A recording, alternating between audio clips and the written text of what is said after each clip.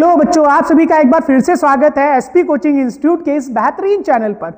तो उम्मीद है आपको डाइजेस्टिव सिस्टम वाला जो मैंने आपको पढ़ाया था वो आपको अच्छी तरह से समझ में आया होगा। आज है बारी डायग्राम की, जो मैंने आपको बताया था कि मैं आपकी डायग्राम की भी प्रैक्टिस करवाऊंगा। तो आज डायग्राम बनाना भी सीखेंगे और साथ ही साथ हम आज जानेंगे चबाने के बाद जो हम दांतों से चबा लिए थे भोजन को, अब थोड़ा तो आगे बढ़ाया जाए ना, वहीं पर अटका रहेगा। आप तो लार टपकाए पड़े हुए होंगे। अरे लार से याद आया कि हाँ, आज किसके बारे में हम बात करेंगे? लार ग्रंथियों के बारे में। ठीक है, तो चलिए स्टार्ट करते। सबसे पहले बनाएंगे हम क्या? डाइजेस्टिव सिस्टम का डायग्राम। तो देखिए ध्यान दीजिएगा, यहां पर डाइजेस्टिव सिस्टम में, पाचन तंत्र में सबसे पहले क्या करेंगे कि भाई खोपड़ा बना ले इसका, है ना। ये हो गया इसका क्या? ये हो गया खोपड़ा। ध्यान दीजिएगा कैसे बनाना है। ये बन गया इसका। अब क्या करेंगे? ये तो बन गया मुख गुहा। अब यहां से चलेगा क्या? मुख। तो ये आ गया आपका मुख, है ना, ये आ गया। इसके बाद क्या बोलेंगे? ये क्या हो गया? स्टमक। ये क्या हो गया? स्टमक। स्टमक के बाद पत्ती के आकार का, पत्नी नहीं बेटा, पत्ती के आकार का बोल रहा हूं, है ना। पत्ती के आकार का क्या होगा बेटा? ये पैनक्रियाज। ये क्या होगा? पैनक्रियाज। फिर आगे बढ़ते आ जाइए, कदम कदम बढ़ाए जा, खुशी के गीत गाए जा। चले आगे, हम क्या कहेंगे? उसके आगे आएंगे तो आ जाएगी क्या बेटा? बड़ी आंत। क्या आ जाएगी? बड़ी आंत। तो हम कहेंगे चलते चले आइए, ये चलते चले आएंगे, तो ये चलते चले आएंगे, चलते चले आइए, और ऐसे करके आप इसकी प्रैक्टिस करिएगा बेटा, आप अच्छा बना लेंगे, मुझे पता है आप अच्छा कर लेंगे। ये हो गई बड़ी आंत, और इसके बाद अंदर इसके कौन सी रहेगी? ये रहेगी क्या? छोटी आंत। ये क्या रहेगी? छोटी आंत। तो ये हो गई क्या? छोटी आंत। ठीक है। अब इसके बाद हम क्या कहेंगे? लीवर बोले तो यकृत। क्या बना लेते हैं? यकृत बना लेते हैं। ये हो गया क्या? यकृत। ये क्या हो गया बेटा? यकृत। और यकृत के पास कौन होता है? पित्ताशय। कौन होगा यहां पर? पित्ताशय। ठीक है। तो इस प्रकार से आप पाचन तंत्र को पूरा करेंगे। और ये बना देते इसकी आंख, और बना दिया इसको हमने सलमान खान, बना दिया इसको हमने सलमान खान। वाह क्या बात। ठीक है। तो ये क्या है? ये क्या है? ये बेटा है पाचन तंत्र। ये क्या है बेटा? पाचन तंत्र। इस प्रकार से आप डायग्राम अच्छी तरह से कॉपी में बढ़िया अच्छी तरह से ड्रॉ करिएगा, प्रैक्टिस करिएगा। और ऐसे करके बस कुछ नहीं करना है बेटा, ऐसे करके ऐसे करके ऐसे बना देना। करेंगे अच्छा लगेगा, मजा आएगा बनाने में। ठीक है। अब देखिए कहेंगे सर जी ने बना दिया, हम कैसे बनाएं? बेटा बनाना पड़ेगा आपको। इसको बोलते हैं मुख गुहा। क्या बोलेंगे बेटा? मुख, मुख गुहा। फिर उसके बाद ये क्या होगी बेटा? ग्रसनी। क्या होगी बेटा? ग्रसनी। फिर उसके बाद इसको क्या बोलेंगे? इसको बोलेंगे यकृत। इसको बोलेंगे क्या? यकृत। ठीक है। फिर इसको अमाशय। ये क्या है बेटा? अमाशय। फिर इसके बाद ये वाला आपका क्या होगा?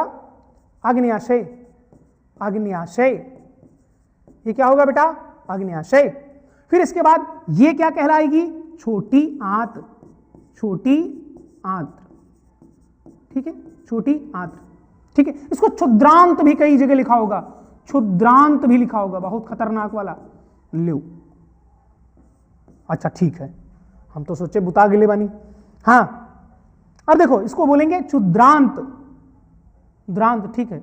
और इसको बोलेंगे क्या? बड़ी आंत। बड़ी आंत। तो कहेंगे ये बृहदांत्र। बृहदांत्र। अब भैया हिंदी में थोड़ा सा अगर वो हो गया हो ना तो बर्दाश्त कर लीजिएगा। ठीक है। सहन शक्ति आपके पास है, मुझे पता है। ठीक है, आपके पास सहन शक्ति होगी। अब देखिए यहां से क्या कहेंगे? ठीक है, थोड़ा सा सही लिखा होगा उम्मीद है। तो यहां कहेंगे ये होगा पित्ताशय। ये क्या होगा? पित्ताशय। बेटा इसकी प्रैक्टिस कर लीजिएगा, इसकी प्रैक्टिस आप कर लीजिएगा अच्छी तरह से।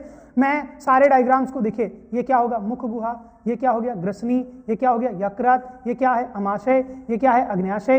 ये आपका क्या? छोटी दांत, क्षुद्रांत्र। और ये क्या है? बड़ी आंत यानी बृहदांत्र। और ये पित्ताशय आपका ये हो जाता है क्या? ये पाचन तंत्र। ये क्या हो जाता है बेटा? पाचन तंत्र। अच्छी तरह से बेटा बढ़िया कॉपी में एक पेज पर पूरा ड्रॉ करिएगा, बढ़िया अच्छी तरह से। ठीक है। पेंसिल को सही प्रकार से अच्छी प्रकार से प्रयोग करिए आप। प्रैक्टिस करेंगे और भी अच्छा लगेगा, है ना। तो मुख याद होगा आपको कि हमने जो पढ़ा था तो उसमें हमने क्या पढ़ा था, हमने कहा था, हमने बताया था उसमें कि भोजन को मुख में रख करके दांतों की सहायता से चबाया जाता है और चबाने के बाद क्या होगा, उसमें सलाइवा मिक्स होगी, तो आई लार। कौन सी? लार। आपको लार नहीं आई है बता रहा हूं, मतलब अब बारी आई है लार की। क्या बोलेंगे? लार। ठीक है, लार यानी लार ग्रंथियां, लार ग्रंथियां। ठीक है, अच्छा चलो चलो ठीक है, सैलिवरी ग्लैंड्स इनको बोलेंगे।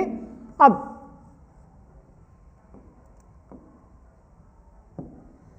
कहेंगे ये 3 प्रकार की होती हैं, ये 3 प्रकार की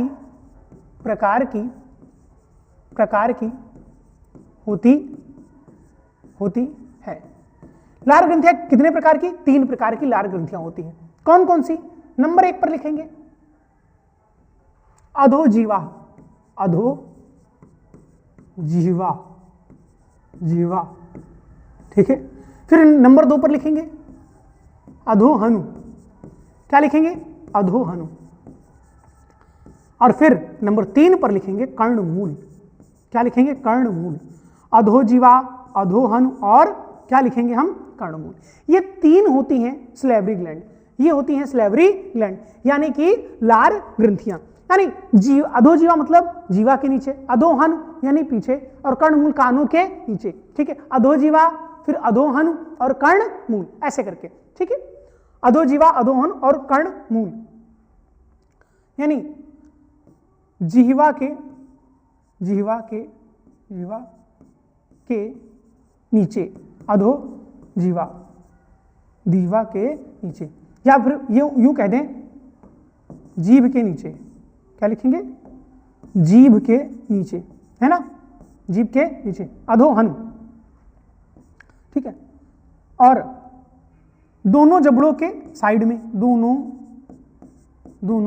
अच्छा रुको कलर चेंज कर देता है इसका, बबुआ चेंज हो जा।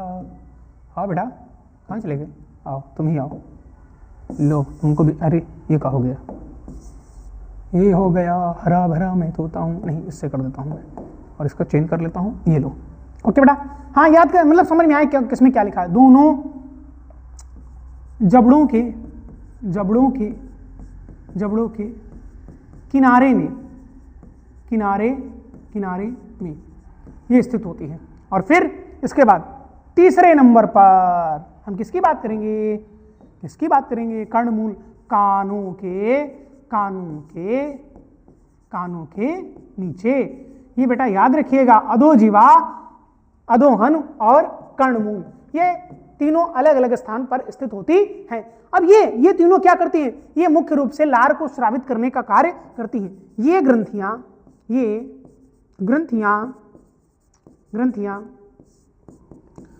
मुख्य रूप से लार को स्रावित करने का कार्य करती हैं। ठीक है, अच्छा चलिए अगली स्लाइड पे चलते हैं। अब देखिए ध्यान दीजिएगा, लार में याद रखिएगा इस बात को, लार में टाइलिन तथा लाइसोजाइम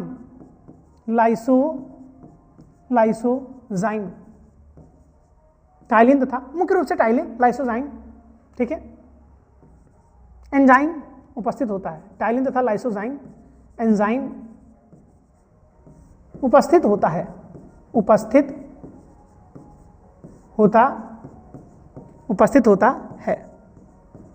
अब देखो ये बेटा क्या काम कर रहा है, टाइलिन और लाइसोजाइम, देखिए लाइसोजाइम कुछ बैक्टीरियाओं को यानी बैक्टीरियाओं को मारने का कार्य करता है, जो लार में लाइसोजाइम उपस्थित होता है।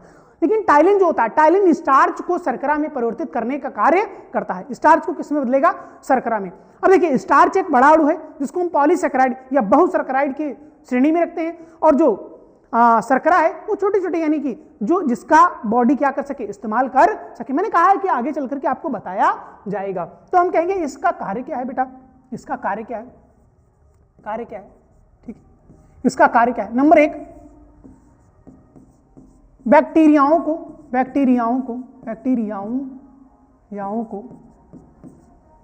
को मारना, ठीक है, बैक्टीरियाओं को मारना, पहली बात कार्य इसका ये है ना, इसका क्या है बेटा?